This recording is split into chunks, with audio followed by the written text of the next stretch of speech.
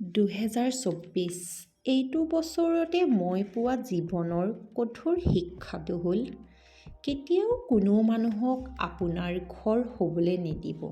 এই যেন কাৰোবাৰ কাষত আমি ঘৰ যেন অনুভৱ কৰোঁ, দিনটোৰ শেষত আমি বিচৰা আপোন এখন ঘৰ, যিখন ঘৰত আমি পাৰ কৰোঁ ৰ'দ, বৰষুণ, হাজাৰটা ধুমুহা। কিন্তু কি জানেনে?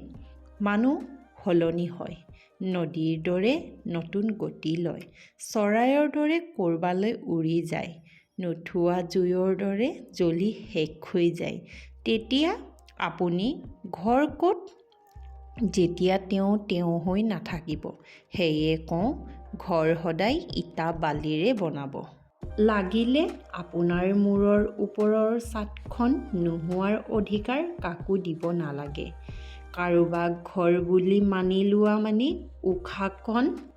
উশাহখন হয়তো চুক্তি কৰা।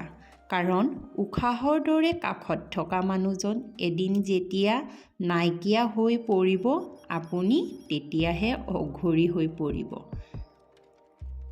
সেয়েহে কওঁ, কাকো আপুনি নিজৰ উশাহ বুলি ভাবি নল'ব।